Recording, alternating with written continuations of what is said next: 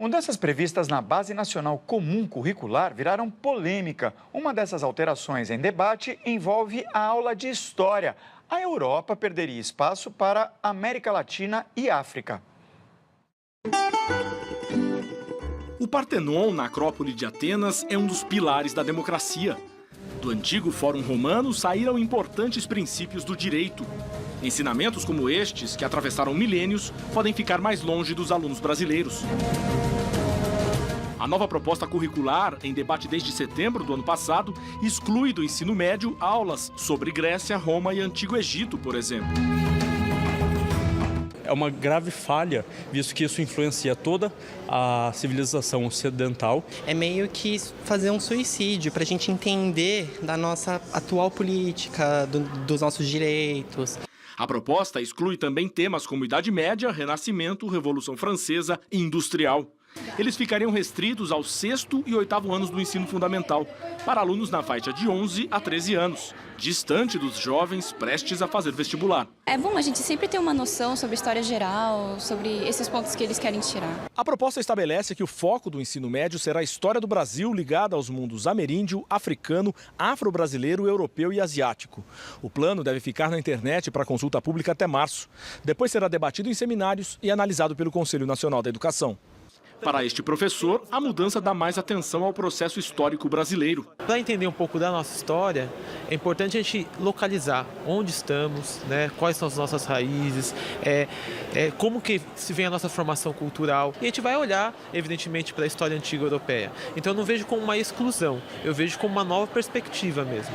O historiador Marco Antônio Villa, comentarista do Jornal da Cultura, considera a proposta panfletária. Há um desconhecimento da história associado a um projeto político-ideológico que, no fundo, é totalitário. Nós vamos formar alunos, e aí tem a ver com o Enem, que para ir para a universidade ou pelos vestibulares, que não vão conhecer a história do Brasil e a história ocidental.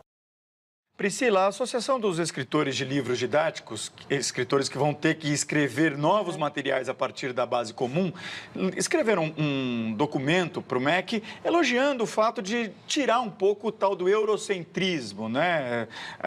Centrar o ensino de história só em cima da Europa.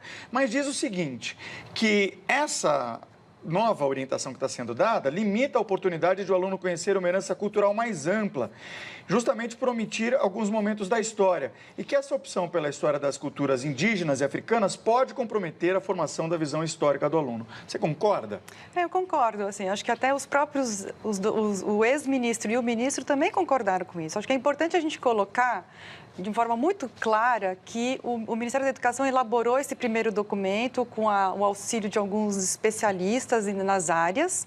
Esse é um documento preliminar que tem consulta pública. Então, primeiro, essa polêmica é super bem-vinda. Porque é impossível a gente imaginar que um documento que vai orientar todo o currículo do Brasil, tudo que os alunos vão aprender em todas as escolas brasileiras, porque isso é para a escola pública e privada também, que isso não vai causar nenhum tipo de polêmica, porque a visão da Flávia em relação à história vai ser diferente da minha, o que eu acho que tem que aprender em matemática vai ser diferente da tua. Quer dizer, a polêmica ela é bem-vinda porque justamente a gente tem que ter esse documento. Agora, o que a gente precisa celebrar é que pela primeira vez a gente está conseguindo ter um documento concreto para ser analisado. Então, assim, a gente tem que separar as duas coisas. Uma coisa é a crítica ao documento, ao conteúdo que está lá dentro, e isso é muito bem-vindo.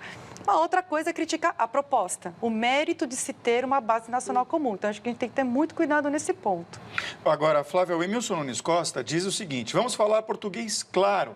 As disciplinas escolares na área de humanas, como história, têm sido um fator de doutrinação ideológica, como, aliás, acusou o Villa na reportagem. Você concorda com isso? Eu discordo. Eu aqui compartilho com a sua visão, acho que é o começo de um longo processo, ou seja, há um componente democrático de consulta pública, de transparência, de participação.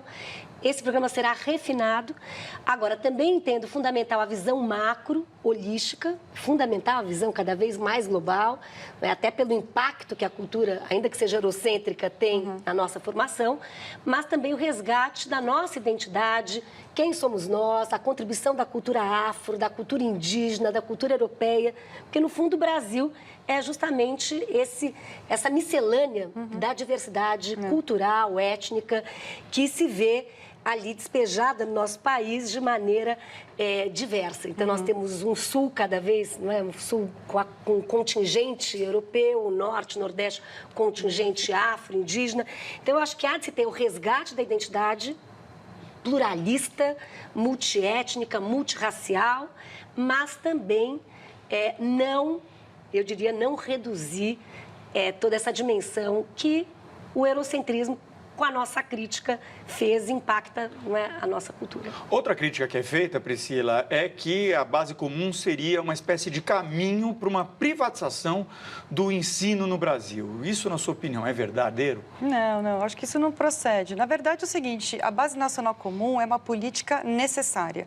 A gente precisa ter um documento que oriente os materiais didáticos, as avaliações, oriente principalmente a formação dos professores, que é a principal política educacional, ela tem que ser voltada para o professor.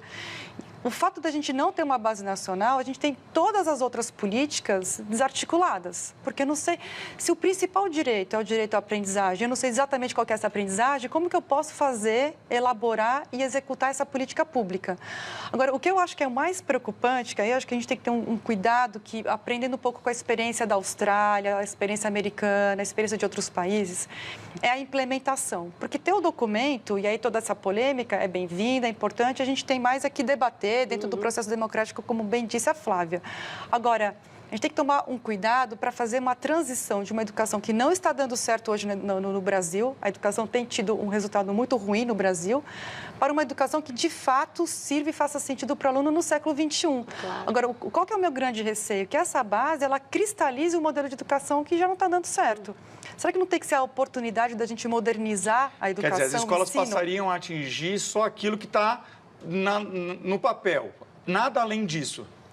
Esse é um outro receio, que é o seguinte, olha, o ministro anterior, e a gente tem ouvido isso muito, a base seria 60% do tempo, né, de aprendizagem, e os outros 40% seria o que nos faz diversos, né, aquilo que a Flávia estava falando, porque a base ela é importante, que ela diz o seguinte, o que nos une?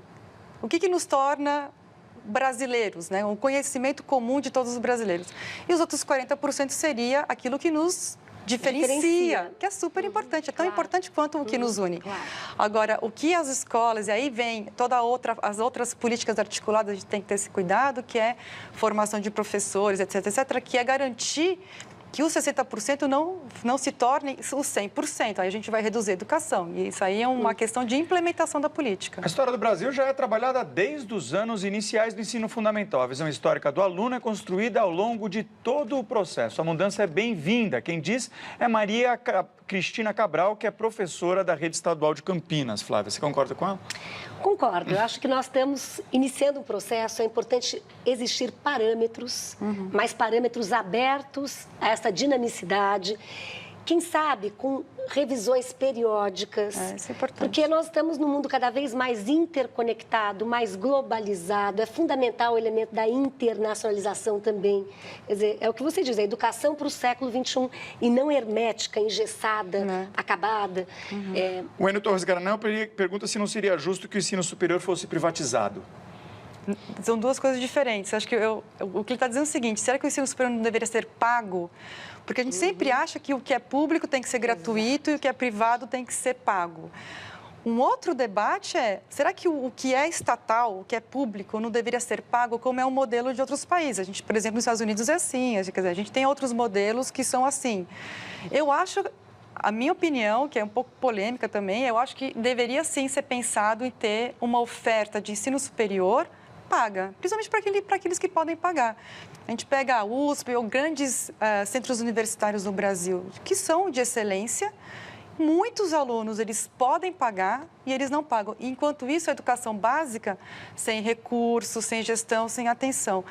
E o ensino superior também com grandes problemas orçamentários. Então, assim, eu não vejo isso com Mas como ficaria o acesso das pessoas menos favorecidas ao ensino superior? Não, mas aí você trabalha com bolsa. Você pode trabalhar com um sistema de bolsa, você pode trabalhar com um sistema de escalonamento de pagamentos, né, de valores. Isso é possível. O que eu acho é o seguinte, a gente não tem condições de ter recursos, bons recursos, para pagar todo mundo, né? Da educação infantil, que é super importante, claro, educação, até o ensino superior. Ensino fundamental, ensino médio. Eu penso que há de ter uma prioridade em qualificar, em garantir um ensino de excelência, um ensino de qualidade, acessível, mas de qualidade. Na educação básica. A educação básica. O Tiago Mello diz a respeito disso o seguinte, que a educação brasileira não dá certo porque o professor da educação básica é excluído do debate. Também.